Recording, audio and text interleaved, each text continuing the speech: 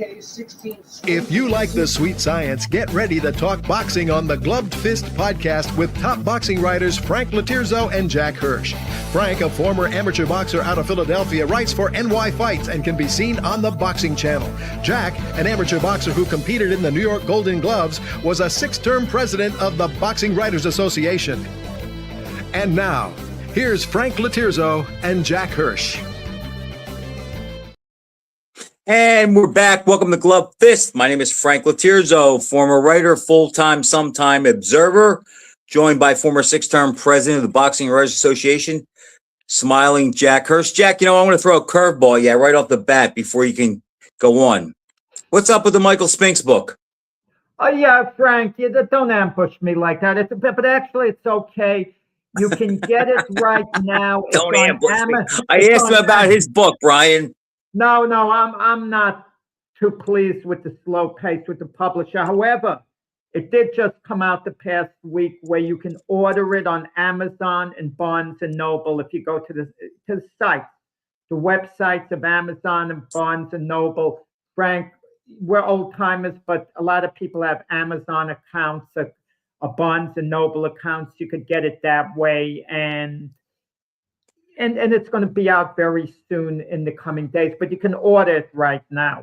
Now, this is what I will have to do. You're going to order a copy. You're going to be the 244th person who's asking me for a freebie. That's what I want to know. I'm not. No, there's a Barnes and Noble about a mile away from my house, and I will go get it. No, Frank, have your woman go on the Amazon account and order it that way. Do it that way right now, because by the time it gets to the store, I don't know when Barnes and Noble has it. They decide when to ship it. Same with Amazon. What's the title? Michael Jinx Spinks. I'm going to have Michael on. It should be in a couple of weeks, I assume, even though this publisher I have has been letting me down with this slow pace that's been taking forever. That's why I didn't want to talk about it until it became an absolute reality. It's only a partial reality in that you can order the book now if you go, like I said, on the Amazon and Barnes and Noble sites. You can order the book, but when is it going to get delivered? But that's fairly common, Frank. I mean, I ordered a book on the New York, a friend of mine who wrote a book on the New York Yankees. I could even say his name, Paul Semending. It's part of this network. But his book hasn't arrived yet. That's the way it works sometimes in the book business. You order a book and then it might come out a month or two later. But they take your order and then they send it at the appropriate time. I see J-Train wants an autographed copy. Yeah, well, J-Train didn't say he didn't say who he wanted autographed. He wants Michael. No, he says from Jack. He said, I want an autographed copy, Jack. No. J-Train wants me to get Michael Spinks' autograph and then deliver the book from Jack. I'm only kidding. I'm flattered. J-Train's a big part of this network, and he's a great sport, losing all those debates to me and still keeping his head held up high. You got to admire a guy like that. Jack, word count doesn't mean he lost the debate. Well, I mean, I don't know. I haven't taken the stats, but I think Brian has given me the nod in his decisions. But whatever. Brian rules on the debates about who wins. J-Train. See, he knows. Yeah. We have a guest today. We have a boxing promoter, Larry Goldberg. Not one of the big names, but we'll give him a good introduction when he comes on there, because he's done a lot to keep boxing alive in New York City and in Atlantic City as well. Recently had a show in Atlantic City. We'll talk to him about that, some of his past shows about promoting. But the big news in boxing, Frank, today, Top Rank is back in the picture, signing for TV dates with DAZN. Okay, they signed for 8 to 10 TV dates. DAZN reportedly told them if they want to make additional shows, they should go ahead, try to make them, and then they'll see whether they're going to put them on, and we'll see where this leads. So there's a promotional war going on, Frank, that Dana White kind of stirred up. And I'm not knocking Dana White for it, But Dana White went after everyone, and even Bob Arum. He said, well, he has no TV deal, so how's he a threat to me? How am I competing with a guy with no Kind of TV hard to argue deal? with that, isn't it? Right. And he went after Eddie Hearn. I'm going to tell you, I see people talking on behalf of Dana White, and whoever wins this battle, as long as it helps boxing. But I'm going to be honest about it. If Dana White tries to take on the cartel and they band together Arum, Eddie Hearn, Frank Warren, I could virtually guarantee Dana White, for all his success in the UFC, is going to take a butt whipping from those guys because Dana White won't get it. He could throw all the money he wants at certain other fighters. He's going to lose a ton of money in the beginning. And these fighters are under contract with these other promotional groups. They can't just fly the coop. And Dana White won't be able to afford the vast majority of them. I know his strategy. He's overpaying in the beginning. And then Which they all do. It's like signing a free agent in baseball or football. You're signing them for a lot of years, not looking at what the back end of the deal is going to be. The beginning looks great, but then the back end of the deal, the guy is, struggling to, just perform, and you're paying out all this money. It's what these teams do. Jack, we disagree on this. I will bet on Dana White only because I just think he's more forward thinking. I think he's more in touch with the fans today, the athletes, and he knows what they want. And if he runs out of money, that'll be a big problem. But I think that he'll recoup some before he gets to that point, and he'll be on his way. If he wants to really be a player, I would not bet against him.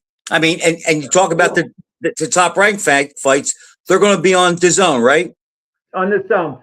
So, Jack, think about that. That's not like having an ESPN deal. No, everyone is on the zone now.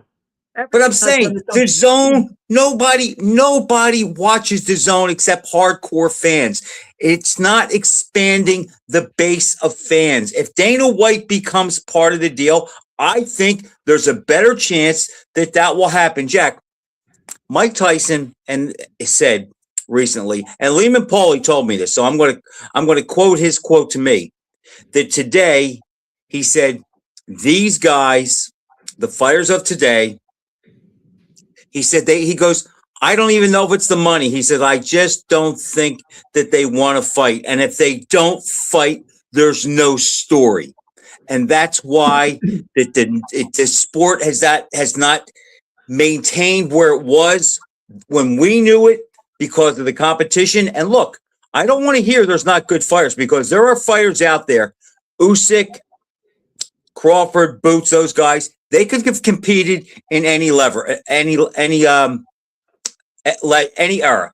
Inoue, same thing. It's not so much that, Jack. It's these guys won't fight.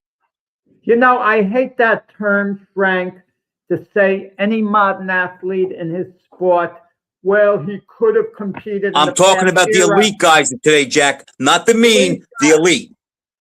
The modern athlete is better than the old timers. So I don't want to hear, well, could the elite guys have competed with the fighters from 60 years ago? Yeah, of course they could have. Could the guys from back then have competed with the guys today? I'll give you an example. If you put a Carlos Ortiz up against the Shakur Stevenson, as great as Carlos Ortiz was, he's going to lose that fight. As great as he was, and he's an all-time great. I mean, Shakur Stevenson would give Roberto Duran probably fits. Would I bet on Duran? Push comes to shove? Probably. Okay? But you're talking about the exception to the rule. I mean, but Jack, the tide was higher then. The tide was higher, and only the elite got title shots because there was only one champ. And to say Shakur Stevenson would beat Carlos Ortiz, Jack, I think Shakur is really good. But I mean, who's on his record that even competes with that? Who he beat Teofimo Lopez? Yeah.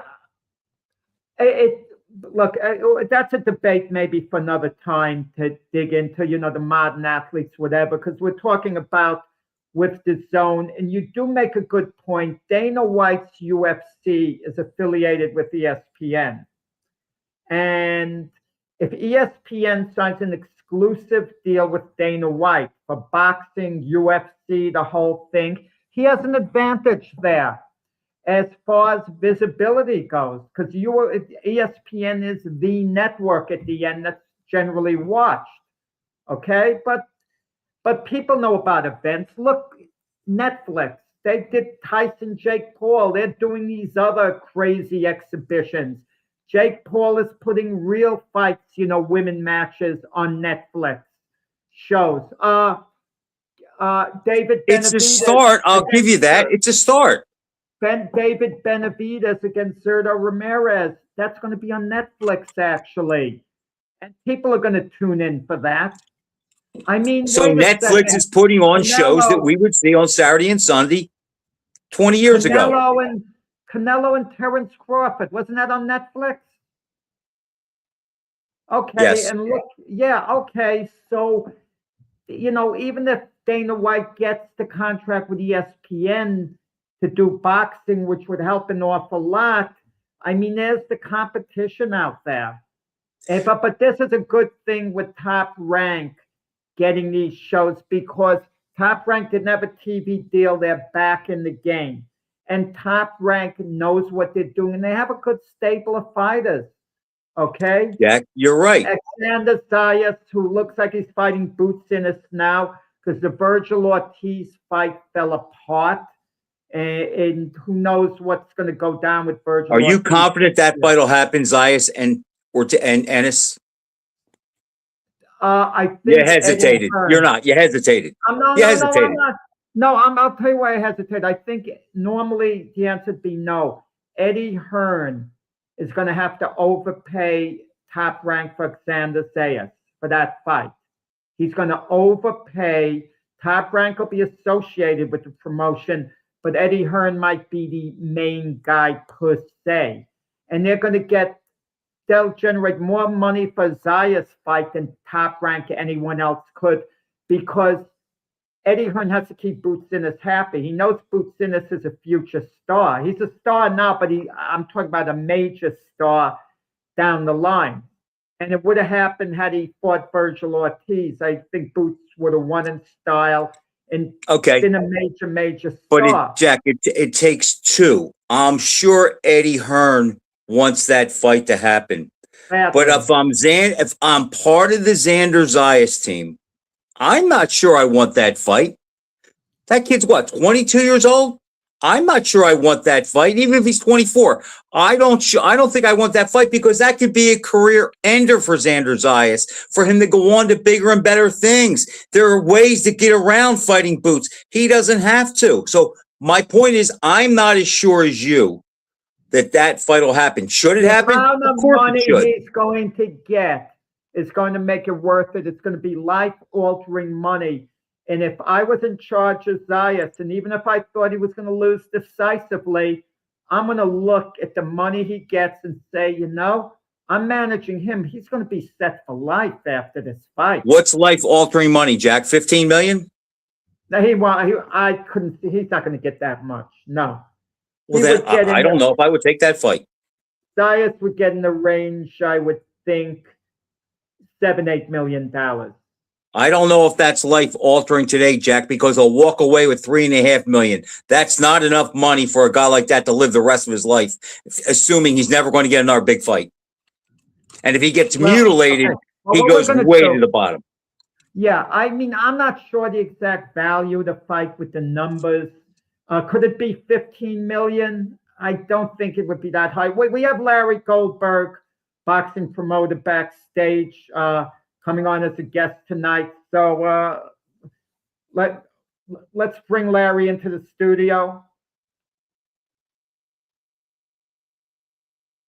You see, Frank, you chased him off. You've been known to do Jack. That. He saw that you were about to take a butt whipping, and he said, let's wait to see Jack get slapped around by Frank a little bit on life-altering money. I got to tell you, a funny story. If Larry comes on, I'll cut it off. It's to be continued. You talk about getting slapped around. I was buddies with Johnny Boz. Remember Johnny Boz? Big Of giant course. guy, matchmaker, mountain of a man. We were hanging outside an arena once, and he was telling a story about one of the fighters. And to make his point, he turned to me, and Boz was my buddy. And he said, "Right, Jack?" And I go, "No." And Boz was kind of humiliated. He slapped me in the face. But at the moment of impact, he stopped, and it made a noise because he realized what he was doing. He was my friend, but he went, and then everyone watching laughed because it looked like a big joke. But it bothered me that night because I knew Boz slapped me for real. I called Boz the next day, and Boz is denying. He's saying, "What's the matter with you? You think I'd slap you for real? If you did, you'd be on the floor." Blah, blah, blah, blah. He's complaining. I'm insulted because Boz at the point of impact realized what he did. So Boz slaps me in the face, and I wind up apologizing to him the next day because his feelings are hurt that I would, think that he would actually do it. Well, he did do it. Okay, Larry Goldberg is here. Hello. Hey, Larry. Hi, Larry. How you guys You doing? came Thank you just so in much. time, Larry. Jack was just about to get jabbed up a little bit. Now you saved him.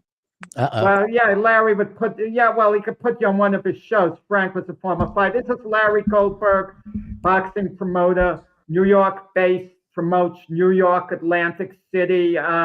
Larry, some people are giving you credit for kind of reviving boxing in Atlantic City. Not to the point of the old days, I'm not going to try to embellish The old it days too are never much. coming back.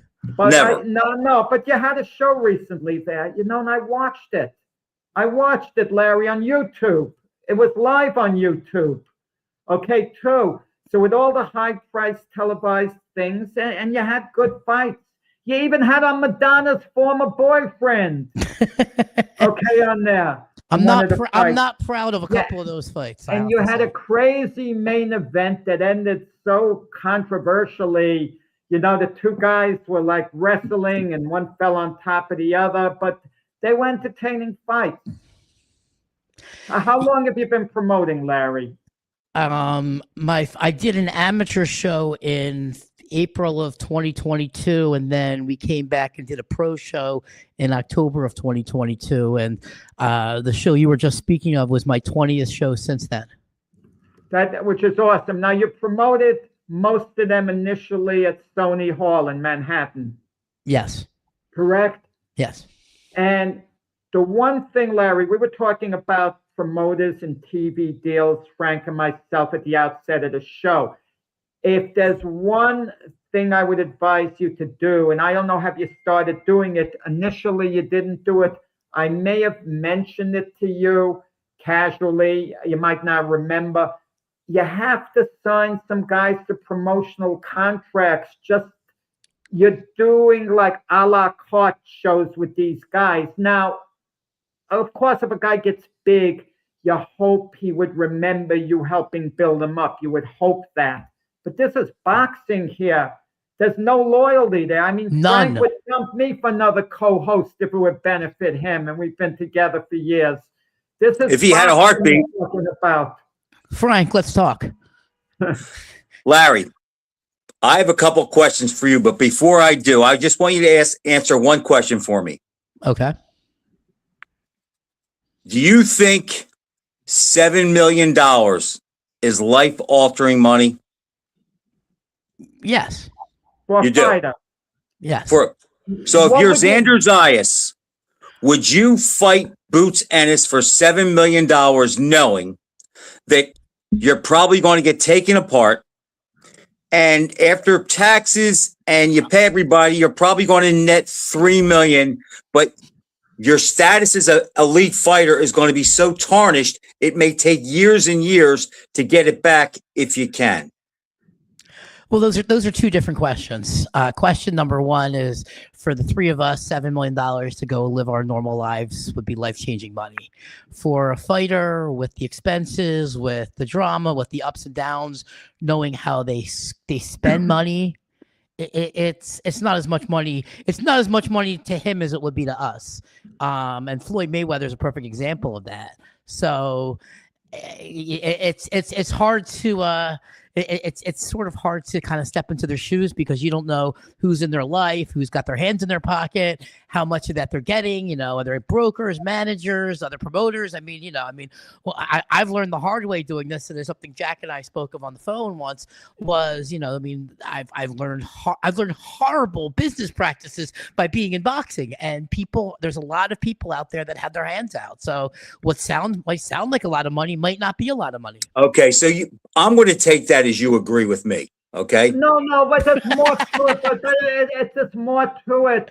Zayas would have, if he fought Bustinis, it might be close to 10 million. Top Rank would take their cut as his promoter, which is understandable, which is fine. It's about 20% they would take. So let's say, am I correct with that? It's approximately 20%. Maybe 25 now. Out of 10 million, Jack, he walks away with about 4.7. Okay, but if he doesn't take it, how good is Zayas? He'd have to make several title defenses to make that amount of money. He'd have to make about 5 title defenses. And he's not, and how do you know he's not going to lose in the meantime? But Jack, we know today that the guys can pick and choose who they fight. If he gets demolished by Ennis, his brand is severely tarnished. I wouldn't take the money. Larry, here's my question for you. Okay. Why did you get into promoting? Because you just said you learned a lot, and a promoter has to deal with so many things, people lying to him, egos, people saying they have money when they don't. You have to pay for meds and everything. It seems like a lot of work, and I don't know if the return is there. I'm sort of at that point right now, 20 shows in. I remember you wanted to know why I got into it. It was after the pandemic. There was nothing going on, and like everybody else, how many boxing fights have we been to? And you're sitting around daydreaming. Well, I could do this. No, I never sat around and said that at like a PBC show or a Top Rank show. But I used to. I grew up in Atlantic City, so I used to go to all the club fights. So it was more like looking at what Russell Peltz was doing and promoters like that. And I'm just like, this is what I wanted to do growing up. So when the opportunity came, I took it, and it was really just supposed to be a one-time thing. Like, I remember having a conversation with some of my friends, and it was just like, we were on the boxing gym, and it was just like, it would be really cool to do a fight in New York. Or like, we went through all the list. I'm like, there probably has been like 50, 60 promoters in the last 50 years that have put on a singular boxing event in Manhattan. So it would have been cool to do it. And then we did it, and it was just like, the venue liked us, and it was just, all right, let's do it again. And then you got the bug. And then let's do it again. And, I've had some ups and downs. You guys have hit on it. As far as dealing with the fighters, and I'm at that point. I was at one of the fights, and I don't want to name drop anybody, but a prominent boxing person said to me, he goes, look, we've been waiting for a promoter like you forever, but you're kind of spinning your wheels a little bit. You're dealing with a lot of aggravation from, the fighters, the managers, the commissions, to get everything done in time. And, where's your lottery ticket, And my response is 20 fights into it, the fighters that you look at and says, oh, wow, I'd love to have a piece of him or that. By the time they've already come to me, they're already manager up, promoter up. I mean, they already have signed with other people, contracts. So at that point, I'm dead weight. I learned, I've seen enough on both sides how the sausage gets made, as they say, how to collect that money. And the truth of the matter is, I got into this for the love of boxing. I did not get into this to be a pimp. And to collect your money off these fights, especially on the club end, it's just dirty business. And I never wanted to be part of it. I mean, would I like to sign the next Mike Tyson up? Of course I would. But I'd also like to date Taylor Swift. And I don't think either is going to happen. But, I always felt that there's a nobility in being a club fighter. We like putting on good fights. But the reality is in 2026, for a lot of reasons, nobody wants to fight anybody. Everybody wants to be, the king of their hometown. You touched on it earlier. You do a little bit for somebody that, nobody else would do. And next thing you know, for just, not even a ham sandwich, not even a better opportunity, but just because it's a closer opportunity, they will leave you. They will leave you in the lurch. And then I always get the same answer, but it's just boxing. And it's like, yeah, but in a lot of these cases, like I knew you from the real world, and it's not just boxing. Like, our word means something, and, it's very difficult. But on the other side of it was, I remember watching Oscar De La Hoya, fighting with Ryan Garcia, and he wasn't going to let Ryan out of his contract, and they're standing next to each other. And I'm like, I could never be in that situation. So if the right fighter says, wow, I like the way you do business, I'd like you to represent me, I truly believe I would do a very good job, but I don't want to use my fight, my promotion to be a stepping stone for somebody else. I mean, that's exactly what I've turned into. If somebody wants me to promote them, that's great. And I think I could do a pretty good job, but I don't want to trap someone with options. And what a lot of promoters do on the club level, I think it's kind of sleazy, is just because I have a slot and I'm going to give you a fight where you can make $20, you're mine. So now when a bigger promoter wants you, they got to call me. And I don't necessarily have their best interest at heart. And that's sort of what I see going on. And it's like I said, a lot of times the fighters fighters just don't know what's going on in their career. And it's just, it's a lot. And the answer is, if I told you what we dealt with on our last couple shows with last minute medicals, fighters pulling out. We had a fighter for the main event, this show. We made the fight. You buy an airline ticket. You have 24 hours to cancel the airline ticket. You bought the airline ticket. I mean, we're flying this kid in from Argentina. They come through the normal matchmaking process. Match is done. 26 hours later, I hurt my hand. I don't want to fight. Well, now I'm stuck with a giant airline ticket that only he can use. That, you know what I mean? Like just little things like that. Oh, last minute things. Oh, your eye exam is on the wrong form. We have to send you back to get a last minute eye exam. Like the amount of medicals that I've had on my credit card. I know. Is when I first started doing this, and I had the banker was looking at my stuff on her screen, and all of a sudden she calls me up one day and she's like, I shouldn't be asking you this, but are you okay? I'm like, what are you talking about? He goes, well, you have all these MRIs and all this on your credit card. I'm like, no. That's for boxing. That's for boxing. Well, that was one of the things I thought about you, and that I think I casually mentioned what you're talking about now. What was the end game when you got into it? Because unless you're going to sign someone to a promotional deal when they become really a championship caliber fighter, it's not worth it. I could understand to fulfill a dream. Maybe, you'd run 2-3 shows or whatever just to This was a dream, Jack. You gave this to me.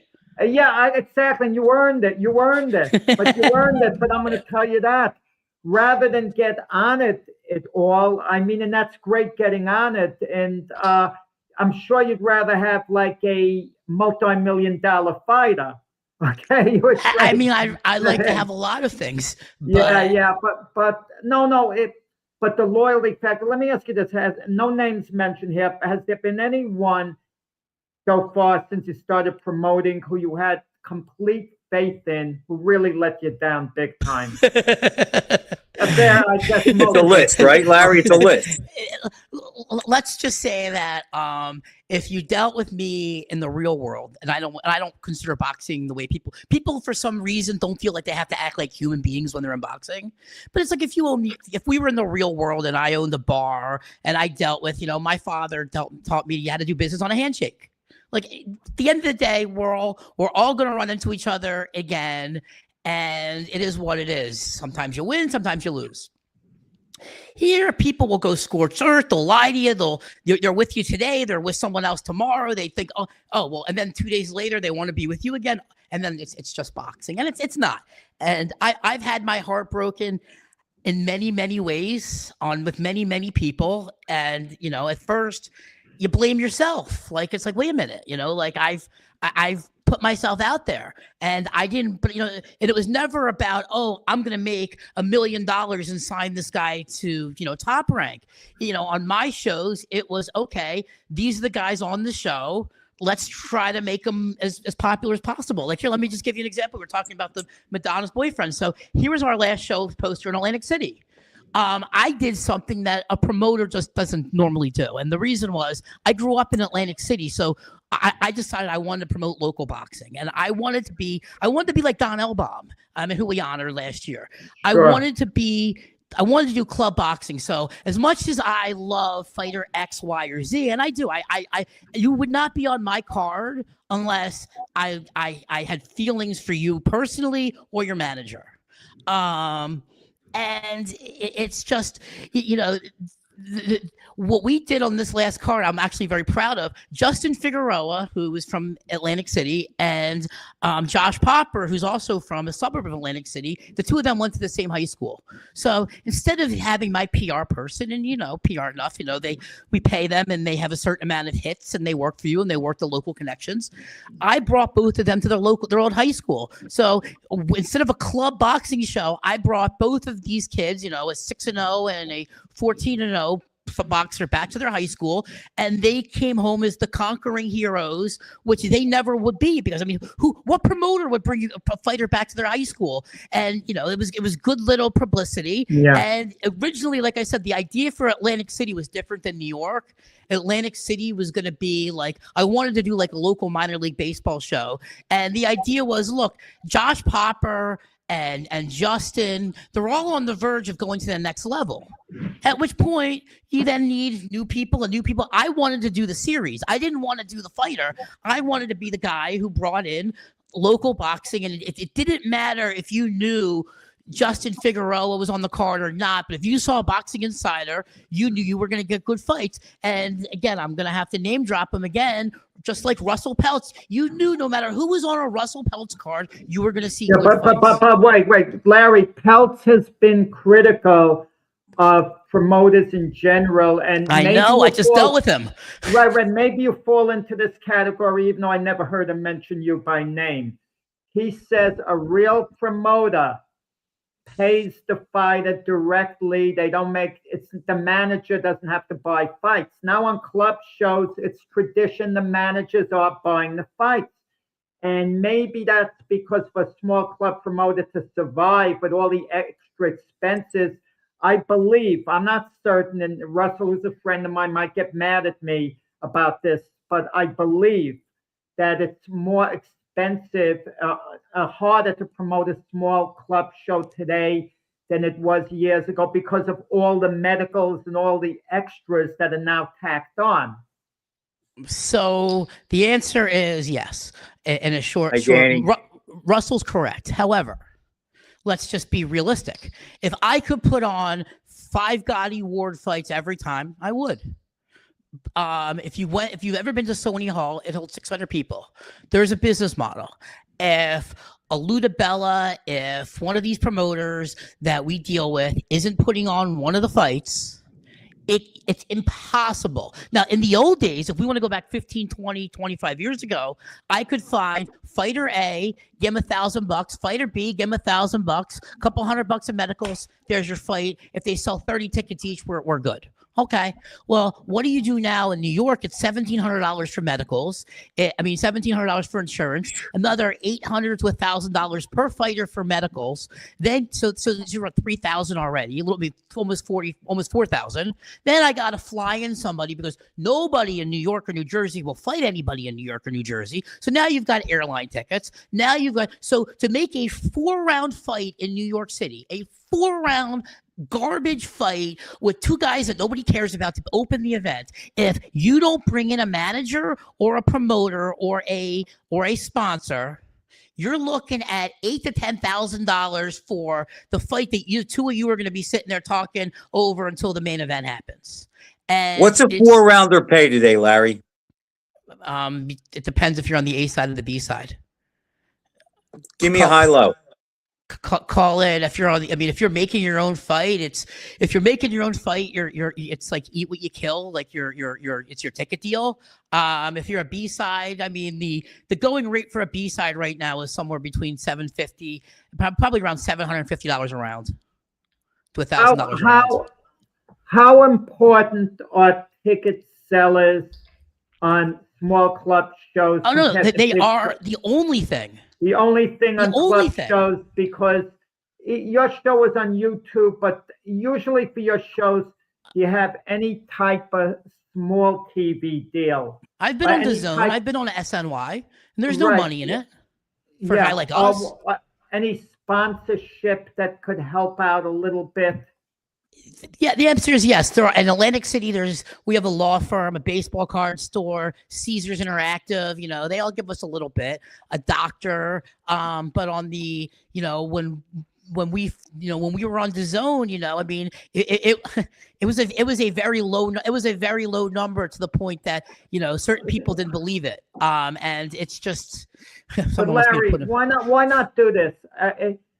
This is what I would recommend. Like, if you were asking me going forward what you should do, you absolutely want to stay in boxing, you want to promote, I would say go to the Olympics or something, sign a really good Olympian, for you to manage, handle his career, whatever, and put the energy into that. But Jack, that's hard. An Olympian's going to want to sign with Lou DiBella or somebody. No, you could.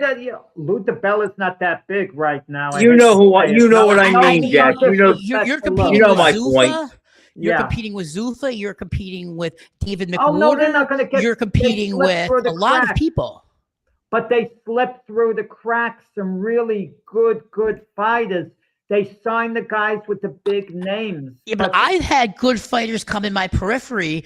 And I'm telling you right now, a local kid who can draw is more valuable than me developing the next Floyd Mayweather, for the simple reason that it's such a crapshoot, and the amount of money it takes to build a fighter, because now instead of just having to worry about the ace, now you got to pay both sides, and all of a sudden the fights are looking at $30,000, $40,000, $50,000 a fight, no TV money coming in, no ticket sales coming in, and all of a sudden to get him to 10 to 15-0 before I could even have the conversation, you need to spend real money. I mean, like, not like, oh, it's a couple $1,000s, it's a hobby. I've seen certain people put up hundreds of thousands of dollars on some of these fighters that anybody objectively will say he's not going anywhere. But they do it for the love. They need a place to put them on. Some of these fights are good. One thing that where we lucked out on very early on is New York, and New York has the strictest matchmaking standards. So you can't just go in and fight a schlub. Now, I can say that this is the first time I was ever embarrassed. Was the Josh Popper fight? Oh, I saw that. Frank, I don't know whether you saw that fight. The guy John Popper knocked out in one round. It was. I thought it was better. It was embarrassing.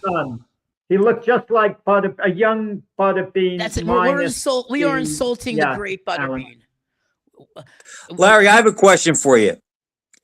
How many fighters are around today to make these kind of shows, these B and C level shows? I mean, there's a lot of fighters, but they won't fight each other. But there are a lot of fighters. Sure. The answer is there's a lot of fighters. When I look right now, I would probably say there's 30 or 40 people circling that would love to be on one of my cards. Here's the problem. They all want to fight one of us. They don't want to fight a 50-50, 60-40, 70-30 fight. They want to come in there. They want to be 1991 Mike Tyson or 1987 Mike Tyson. I guess 91's a bad year. And they want to come in there and they want to, and it makes for, because and the problem is then they hold you over the barrel. Well, what do you mean? You have a 600 seat venue and I'm going to sell 100 tickets. So therefore I want to pick my opponent. And it's like, so we're not making matches. We're literally, and some of these negotiations are what, they're trying to figure out what is the worst possible opponent that they could get by me and get by the athletic commission. And that's not matchmaking. That's just, again, to quote Commissioner Hazard, it's what we're doing is BS sometimes. And it's just, and this is an industry problem. Larry, but if on the other side, I'm going to play devil's advocate. If you're the biggest ticket seller and you've contributed tremendously to the show with ticket sales, you're obviously going to want to look as good as possible. Oh, of course. So you're not going to want to risk actually you don't losing. You don't want to get you don't want to get you don't want to get the local kid beat, but on the other hand, he can't go fight a broomstick. And but Larry, let me tell you this. And by the way, what you're saying, Jack, what you're saying is what happened with Josh Popper. It's like we all knew he needed an easy step up fight. That was true. Yeah. And then I took I took one look. I got a phone call from the matchmaker. He says, hey, the guy needs help checking in. So I drop what I'm doing. I drive over to the casino. I'm about 15 minutes away. I walk in. I call him up. I said, come meet me. I take one look at this guy, and I just said, oh, my God. Oh, my God. And, I've spent my life criticizing fights like I just put on. But again, in my case, it was a binary situation. Do I want the local kid who I can bring to the high school and do a local thing with? If I want him, this is who he's fighting, or you don't get him. It's a binary choice. And it's not perfect. It never works out perfectly. And it's just, it is what it is, but it's definitely one thing I've learned about boxing was, man, all those years sitting in the media, it just wasn't what I thought. I mean, it was, but it wasn't what I thought it was going to be, because it's just so much. There's just a lot of things that I see going around that just, don't necessarily fit my moral compass. And I'm not saying I'm Mother Teresa either, because I'm not. But, I see things. I see the way people are to other people, and it's kind of disgusting. And like I Larry, said, I got to take my hat off to you. You have the right attitude, and you know what you're dealing with. All I can say is, years ago, there was not a person on the planet that loved boxing more than me.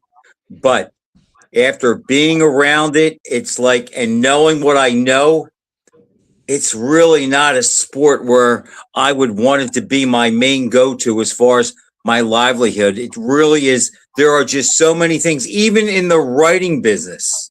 I see how that goes, and the cutthroats in that business, and the connections. And it's getting worse in the media. It is, exactly. It really is. And I also like to take a step back. We've been talking about my promoting career, but I met Jack many years ago through Rusty Rubin at Ring Sports, and I remember him. And Jack, one of my early memories was I sneak-in's the wrong word, but I showed up at one of the Boxing Writers Association meetings, and you let me in, and I was a fly on the wall. And this was back when it was like these were all like serious people. It's not like it is today. Like it was like 30 years. Like I don't remember how. I don't want to age any of us, but it was a while back. It was at the Garden, and it was like it was all heavyweights at that table. And I've watched it, and I've had BoxingInsider.com for many years. I sort of let it. I was told by people that it would be a problem for me to be covering the sport and then asking the same people to either write about us as their competitor or write an article about them. And about a few months ago, I relaunched the website, and I just said, you know what? We are in way too important of a time with the changing of the Muhammad Ali Boxing Act. Nobody is talking about what this really means. Some of it's good. I am not one of those people that's anti-Dana White, anti-Zuffa, but I am a little scared of how this bill that nobody in the boxing industry asked for. And the only person on the House committee that actually understood boxing was Ilhan Omar. And I mean, I wrote an article about this because I kind of joking around saying, look, I've always been, and all of us, we've been sort of programmed that she's in the squad. We're not supposed to like her, and so I don't really give politics much thought in that regard. And I'm watching this thing. She was the only one that understood any of this. Well, in 2004, when I was on the board of directors of the American Association of Professional Ringside Physicians, we went to Washington, D.C., and we went in Senator John McCain's office talking with him for 45 minutes. He loved boxing. Congressman Peter King loves boxing. But the other politicians, they don't really have the time for it. They don't care about us. Yeah, and the Muhammad Ali Act, is it really going to be followed completely? It's supposed to, and then if it's not, you got to take someone to court. But the way it sounds now, Larry, correct me if I'm wrong, you're thinking whether you actually want to continue promoting. You're no. Dug in? Oh, you are dug in. He is dug in, Jack. I can hear that. I've had some people who have showed me the ropes of this business, and one of them is Ludabella. And if you ever talk to Ludabella, he's MFing everybody in the business. The business is horrible, but he's still in the business, and that's sort of me. I love it. I will be in it regardless with Boxing Insider, the website. I've done 20 club shows. I'm trying to book a June date right now. We are working with some of the local managers in New York. Boxing Insider's your website? Yes. And I'm Boxing Insider Promotions, and I own boxinginsider.com. And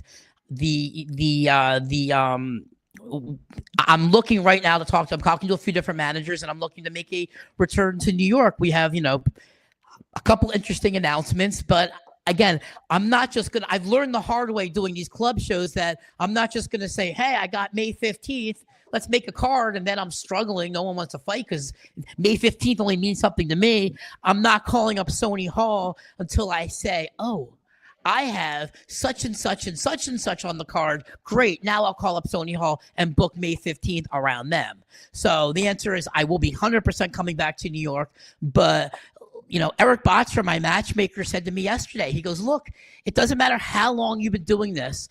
No matter how good this fighter is or this one is, they're always going to be looking for the next angle. And you're your best friend today, and tomorrow, they're going to go across the street, spit in your face. And then 3 weeks later, we all have to be friends again. And, it's difficult when, again, you're nobody on this poster. My last show is on this poster because I personally didn't care about them or their managers, and it was something that I wanted to do. It's not a situation where we're just trying to pimp anybody out or whatever. Now, look, have I had fighters on the card that I didn't know? Of course. But hey, Larry, have you done anything with Jim Kurtz's fighters? The club lever. Larry, have you done anything with Jim Kurtz or his fighters? I love Jim Kurtz.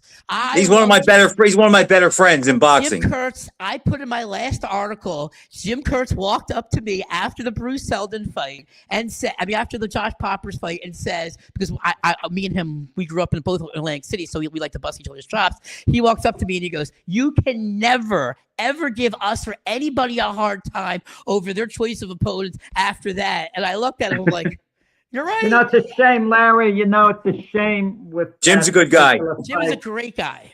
Because you did have a pretty solid show. Okay, otherwise.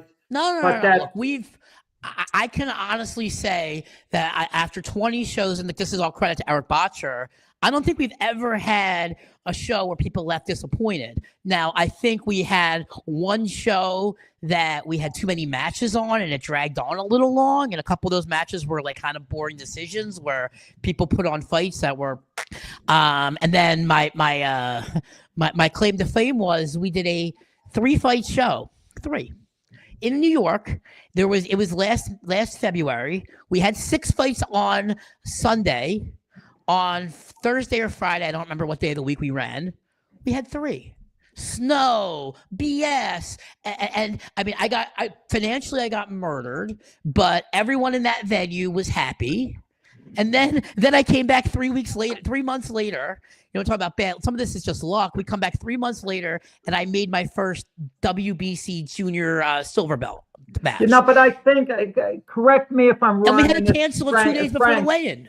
Frank, you as well, I want to hear what you have to say. I think most people who go to club shows, unless they know someone on the show, one of the fighters, and they're going specifically for that fighter, I think it's a night out just of entertainment. As long as the fights aren't completely boring, I think they'd rather see a 1 round, a 2 round mismatch as opposed to an 8 rounder that's as boring It's boring as and anything. just goes on forever. I That's mean, what I'd rather let them get it over with, 1 or 2 rounds.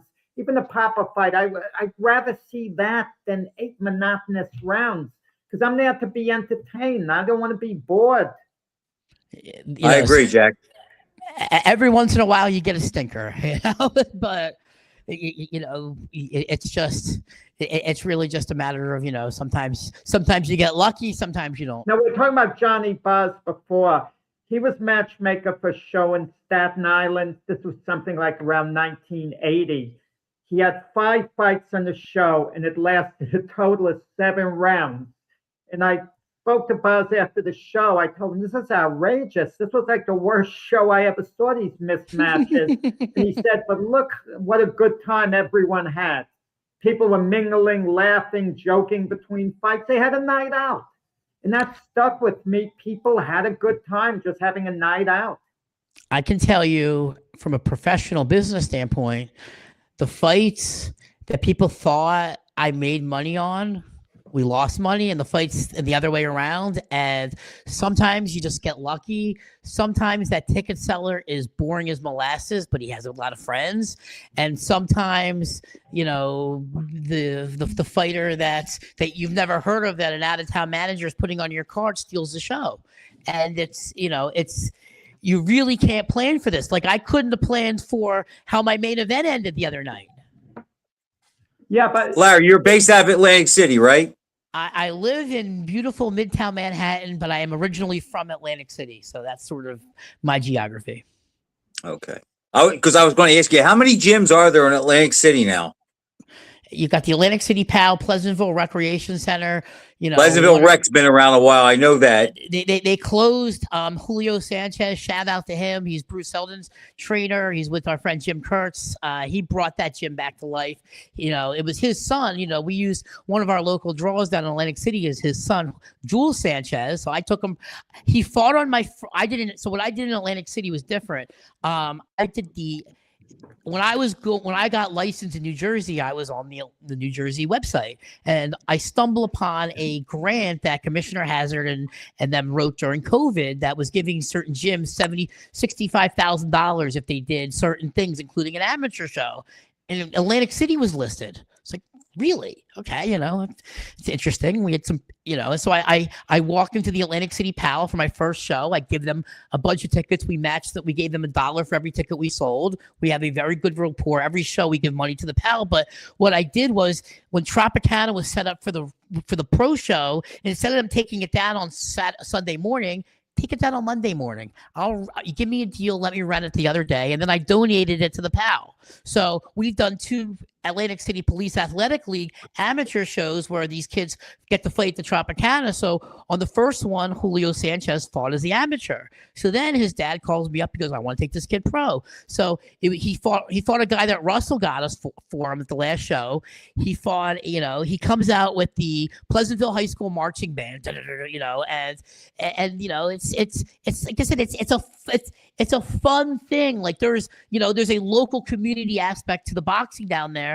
But on the other hand, I'm trying to run an internationally, relevant website and talking about, the politics of boxing. They don't really want to hear about the, local kids marching band. So I am trying to balance the local show, which again, I love doing that stuff versus, what's palatable, because again, I can tell you that I've been on both sides of it. If someone sent me a press release 6 years ago about a local show like I was doing, I probably would have hit delete. But now I'm on the other side of it, and this was the first show where I just had a big smile on my face, and I was just enjoying myself. And we've given opportunities to people. Some people have done great things with it, other people have not, and it's been a tremendous learning experience. Larry, some of the big name promoters Have you had interactions with them? Do you get the feeling they might look down a little on you, in a I certain mean, sense? Like you mentioned when you were in the media, you probably felt some of the big name writers, the media look was down a awful. little on you. Maybe you felt I was that way towards you too. I don't know. I know if I The was, media I was awful. apologize. I mean, Yeah. What was awful, Larry? the media politics are awful, and Give us look, examples. even though now that I'm back running Boxing Insider like for real again, one thing that they don't have on me is I will never in a million years put in for a press credential. So that's always been the carrot and the stick. You show up, we didn't like this columnist. It's like, I don't even you're mad at me over some columnist or some guy wrote 10 years ago. Like, really? They go and, I'm in the bad seats tonight. And it's like, so I didn't like the media politics. I was always felt like, I was a second class citizen. There was this one writer, I don't want to out him, but he used to kind of help me run the website. He's with a very prominent website now. And we were standing outside of the Garden. There's, the hotel across from the Garden where all the top ranked people stay at? The Penta. What was that? The Penta Hotel. Something like that. And we're standing in there, and Dan Raphael, who I like as a writer, I'm not dissing him, but he's going to dinner with three of the biggest boxing PR guys, right? Four of them were having dinner. And I look at him, I say, you could be Shakespeare. He knows everything that's about to happen for the next 6 months, and all we're going to do is read about it. It doesn't matter how smart we are. You can't compete with that. And so there was a tremendous glass ceiling in boxing. And I learned, hey, look, they don't want to talk to me. I'd be in an elevator with certain people and they wouldn't even look at you. Now, these same people, they want to know every thought I have. So look, certain people, certain promoters, whether it's, Gabella or Russell, have been great to deal with. And they're just, I'm going to blush a little bit, but every time I talk to them, I learn something. And some of the big promoters, like I said, look, I've gotten compliments from some of the people, matchmakers, other people in boxing. They know what we're doing. Everyone kind of gets at this point who's a scumbag, who's trying to manipulate fighters, who's trying to rob money on the side, and who's here for the love of the game. And I can't say that Eddie Hearn and me are friends. I've met him in the media, but like I said, I like to watch him. I can only imagine, I'm a little nervous that Dana White and Jake Paul are going to be the two most powerful people in boxing this year, but it is what it is. I'm sure they're not going to invite me over their house for, drinks, but, I don't want to, I'm not looking to be confrontational with any of these guys. I respect them, but look, boxing's always going to need guys at the bottom. I'm not trying to be the guy at the top. Yeah. We only have a couple of minutes. So, to wrap it up, do you have any plans for your next show? I do, but I can't announce them yet. I don't have a signed contract. We have a verbal on a fight I've been wanting to make, but until there's a signed contract, I don't believe it's going to happen. We're going to be returning to Atlantic City in June, and I'm working on 2 dates in New York City this year. So, can you tell us the venue in Atlantic City? What was that? Could you tell us the venue in Atlantic City where it might be? Oh, well, we're at Tropicana. That's our place. That's John Elbaum ran there there for years. Larry, it was great coming on. No, I appreciate it. Thank you so much. Anytime you want to come on to talk about a future show you have coming up, we'll give you, a cameo at least, to come on, at any time. And guys like you keep the sport going. Well, I appreciate that. You're really the backbone of the sport. Absolutely. People don't realize it. The small. Tell Jim Kurtz you ran into me, Larry. You should tell him that you ran into me. I'm going to do that too, but I have a feeling you'll talk to him before I will. I think he's mad at me. No, I'm kidding. They've been great. Okay, Larry Goldberg, New York and Atlantic City promoter, done a phenomenal job. And I just want to just say one more time that Jack Hirsch called me up and I got this, and this is one of my most prized possessions. What does it say, Larry? I can't see. New York State Boxing Hall of Fame presented to Larry Goldberg, Promoter of the Year 2023-2024. Well, nice. you earned it, Larry. In 2023, Top Rank, Eddie Hearn, and DeGuardia each did 2 shows in New York State, Yeah. and Boxing Insider did 6 of them. You earned Nice. it. You out hustled them. You earned it. You out They made a lot more money than I did. So I don't know. You threw more punches than they did. You were more active. You earned it. Thank you guys so much. I really appreciate it. Okay, Larry, thanks for coming on. Looking forward Thank to you for having you in the having future. Keep up the great work. And Frank, any quick closing remark? No, Jack, I guess we'll be back next week and just talking about the inner workings and what happens between now and then. Well, hopefully my Michael Spinks book is out. It's out now. You could order it on Amazon and Barnes and Noble. And, and I'll have and hopefully at that point, I'll have Michael on in the next week or 2. Okay, guys, have a good night. See you, Larry. Thank you so See you, much. Jack.